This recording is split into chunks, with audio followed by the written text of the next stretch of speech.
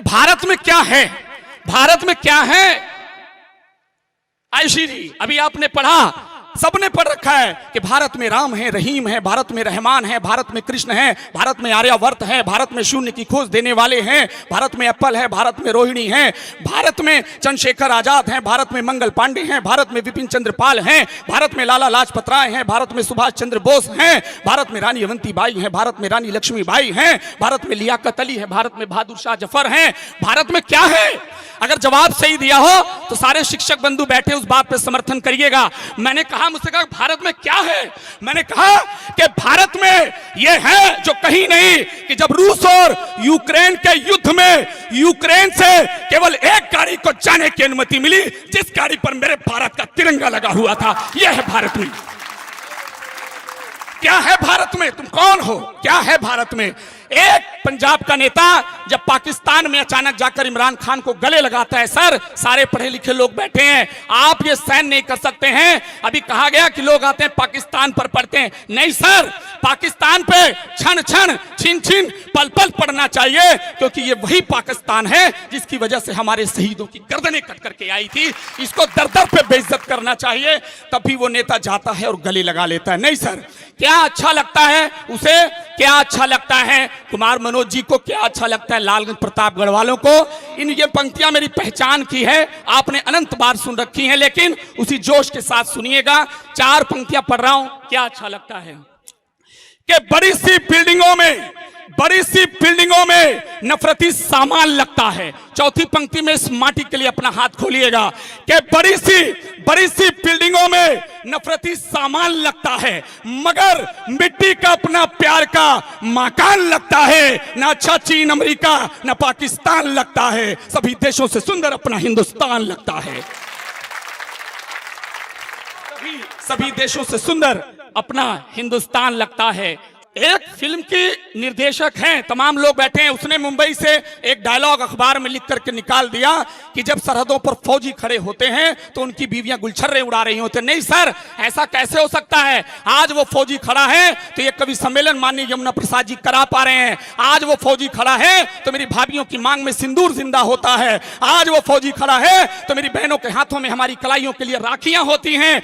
आज वो फौजी खड़ा है तो ये बेटे पढ़ लिख करके कोई अब्दुल कलाम बन जाता है या कोई अटल बिहारी वाजपेयी बन जाता है। आप कैसे कहते हो? आप कैसे कहते हो? तब सर सरहद पे खड़े एक एक फौजी के लिए हाथ खोलिएगा कि उन राजनीतिक गद्दारों को उन तालियों का तमाचा दीजिएगा। मेरे लिए नहीं, पंक्तियों के लिए नहीं, कि ये पानी मुस्कुराहट का कभी खारा ना आएगा।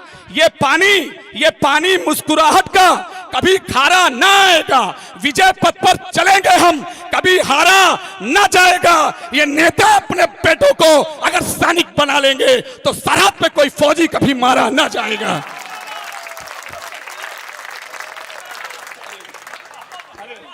तो सरहद पे कोई फौजी कभी मारा ना जाएगा। पठानकोट का हमला हुआ, पुलवामा का हमला हुआ, तिरंगे में लिपट करके चीथड़े आते हैं। पहचानना मुश्किल हो जाता है कि कौन सा चीथड़ा बादशाह प्रेमी के घर का रहा होगा या कौन सा चीथड़ा अब्दुल कलाम के घर का रहा होगा। लोग धर्मों में बांटते हैं, कैसे बांटते हो? पहचानना मुश्किल होता है। एक कड़वा सच निकाला मैंने। ये पंक्तियां चैनलों से माध्यम से न जाने कितने दूर तक गई हैं। आपका प्यार उसी स्नेह के साथ मिले, और मेरे लिए नहीं, पंक्तियों के लिए नहीं, उन शहीदों की मांओं के आंसुओं तक आपका प्यार चला जाए कि मोहब्बत में जहर की बूंद का किरदार ना होता। मोहब्बत में जहर की बूंद का किरदार ना होता। अगर कोई विभीषण सा यहां मकार ना होता, वो पुलवामा में मेरे फौजियों की जान ना जाती। अगर भारत के अपनों में कोई गद्दार ना होता, अगर भारत के अपनों में कोई गद्दार ना होता। इलाहाबाद का नाम प्रयागराज किया गया, हमने स्वीकार किया। तमाम नाम बदले गए, लेकिन आप सबकी मौजूदगी है। एक कड़वा सच पढ़ दे रहा हूं, यहां के लोगों ने शायद वो नहीं सुना है। ये आप सबके लिए पहली बार ये मुक्तक है। आप सबकी मौजूदगी में अगर सही हो तो डॉक्टर वीरेश सिंह जी आपकी तालियां चाहता हूं कि शहरों के नाम बदले गए। अगर सही हो तो मेरे लिए नहीं, उस कड़वे सच के लिए अपना हाथ खोलिएगा। बदलना क्या था? क्या जरूरत थी बदलने की? नाम बदले, हम स्वीकार करते, रोड बदलिए, लेकिन उसके साथ ये भी बदलना चाहिए कि जरा हिंदू मुसलमान के बुरे जज्बात बदल देते, जरा हिंदू मुसलमान के बुरे जज्बात बदल देते। वो इज्जत लुट रही थी जब, वही एक रात बदल देते। जरा हिंदू मुसलमान के बुरे जज्बात बदल देते। वो इज्जत लुट रही थी जब, वही एक रात बदल देते। शहर के नाम बदलने से किसी की भूख नहीं मिटती, बदलना था तो भारत के गिरे हालात बदल देते। बदलना था तो भारत के गिरे हालात बदल देते। बदलना था तो भारत के गिरे हालात बदल देते। ये नवरत्न तेल बेचने वाले हमारे महानायक बनते हैं। ये दो कौड़ी के नेता जब अपने आप को नायक सर बनाते हैं तो मैं इस बात को स्वीकार नहीं कर पाता हूं। मैं बताता हूं कि कौन नायक हैं, किनसे ये देश है। अगर सही हो तो नायकों के सम्मान में चौथी पंक्ति में आपका हाथ खुले। किसी नेता अभिनेता का सारा फेस जिंदा है, किनसे है देश? किसी नेता अभिनेता का सारा फेस जिंदा है, किसी नेता अभिनेता का सारा फेस जिंदा है, वहां पर आप जिंदा हैं, यहां लवलेश जिंदा है। किसी नेता अभिनेता का सारा फेस जिंदा है, वहां पर आप जिंदा हैं, यहां लवलेश जिंदा है। मेरे टुकड़े भले कर दो मगर यही कहूंगा मैं, वो सरहद पे खड़े फौजी के कारण देश जिंदा है। मेरे टुकड़े भले कर दो मगर यही कहूंगा मैं, वो सरहद पे खड़े फौजी के कारण देश जिंदा है।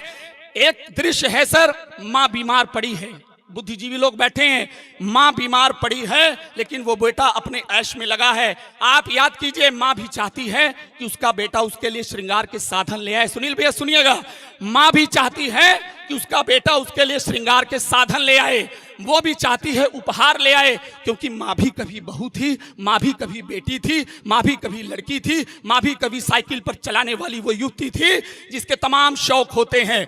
लेकिन कुछ ऐसे कुपुत्र बेटे जो मां को अनाथ आश्रम में छोड़ आते हैं, कोई सुध नहीं लेता। सर ये पवित्र पंक्तियां पढ़ रहा हूं, सुनिएगा। और इस बार अपनी अपनी मां के लिए अपना हाथ खोलिएगा और उन गंवार बेटों को तालियों का तमाचा दीजिएगा। एक दृश्य है सुनील भैया, मां बीमार पड़ी है, और एक दृश्य और ये चार पंक्तियां, क्योंकि प्रथम विश्व युद्ध 1914 से 1918 ईस्वी हुआ, द्वितीय विश्व युद्ध 1939 से 1945 ईस्वी हुआ, रूस यूक्रेन का युद्ध जारी है और इजराइल हमास का युद्ध जारी है। लेकिन सबसे बड़ा युद्ध कौन है? अगर सही हो तो इस टिप्पणी में समर्थन करिएगा। इतने युद्धों के बाद केवल एक युद्ध है, इस युद्ध से बड़ा कोई युद्ध नहीं, और वो युद्ध मेरी माओ बहनों के पेट में 9 महीने का जो कोख का युद्ध होता है, उससे बड़ा युद्ध कोई नहीं होता। एक बार तालियां सर मां के लिए बजा तो पड़ता हूं कि दवाई या कभी भी सेब की फाड़ी न दे पाए, दवाई या कभी भी सेब की फाड़ी न दे पाए, कभी इलाज की खातिर कोई गाड़ी न दे पाए। अपने अपनी मां के लिए सर चौथी पंक्तियां तैयार रख लीजिएगा कि दवाई या कभी भी सेब की फाड़ी न दे पाए, कभी इलाज की खातिर कोई गाड़ी न दे पाए, वो अपनी प्रेमिका को गिफ्ट मोबाइल तो दे आए मगर घर में पड़ी मां को कभी साड़ी न दे पाए। वो अपनी प्रेमिका को गिफ्ट तो दे आए मगर घर में पड़ी मां को कभी साड़ी ना दे पाए। मनोज भैया, किसी ने कहा कि बच्चों के हाथों में तलवार दे दो साहब, किसी ने कहा कि बच्चों के हाथों में बंदूक दे दो। नहीं सर, आज की पीढ़ी के हाथों में होनी क्या चाहिए। और अपनी सर से 4 पंक्तियां पढ़ रहा हूं, इन पंक्तियों को सुनकर ही शैलेश लोढ़ा जी ने मुझे मुंबई में बुलाया था, वो 4 पंक्तियां आपके चरणों में रख रहा हूं। बहुत बड़ी पंक्तियां नहीं है लेकिन सर उसका संदेश बड़ा है। अगर वो संदेश सही हो तो अगर विद्यालय का संदेश उसमें कहीं छुपा मिल जाए तो इस विद्यालय के और संदेश, छुपे हुए संदेश के सम्मान में अपना हाथ चौथी पंक्ति में खोलिएगा। हाथों में न तलवार दीजिए साहब, हाथों में न बंदूक दीजिए साहब, हाथों में क्या होना चाहिए सर? सुनिएगा कि पसीने की कमाई की नकाबें हर समय रखना, पसीने की कमाई की नकाबें हर समय रखना, सुहानी मंजिलों की मिष्ट राबें हर समय रखना, पसीने की कमाई की नकाबें हर समय रखना, सुहानी मंजिलों की मिष्ट राबें हर समय रखना। तुम्हारे पैर में जूते भले ना हो कभी लेकिन अपने बच्चों के हाथों में किताबें हर समय रखना। तुम्हारे पैर में। और अंतिम 4 पंक्तियां पढ़ रहा हूं, पढ़ने को बहुत कुछ है लेकिन मेरा अपना घर है, मैं यहाँ ज्यादा नहीं पढ़ूंगा। अब सीधे सीधे कुमार मनोज भैया को बुलाऊंगा। अंतिम 4 पंक्तियां केवल पढ़ रहा हूं कि एक तरफ पाकिस्तान का झंडा और दूसरी तरफ हमारे इसरो वैज्ञानिकों की मेहनत। सर उनके लिए जरूर चौथी पंक्ति में ताली होनी चाहिए। इसरो के वैज्ञानिकों के लिए चौथी पंक्ति में सर ताली जरूर होनी चाहिए कि उन्होंने इतनी मेहनत से हमें चांद तक पहुंचा दिया, हमें सूर्य मिशन तक कर दिया, हमें गगनयान तक पहुंचा दिया। तब सर उनके सम्मान में 4 पंक्तियां और इसरो के वैज्ञानिकों को खुल करके सम्मान दीजिएगा कि परिश्रम की बदौलत विश्व में हम कद बढ़ा आए, परिश्रम की बदौलत विश्व में हम कद बढ़ा आए, सफलता कामयाबी का नया मोती जड़ा आए, वो पाकिस्तान के झंडे में चंदा चित्र ही केवल, मगर भारत के हीरो चांद पर झंडा गड़ा आए, मगर भारत के हीरो चांद पर झंडा गड़ा आए।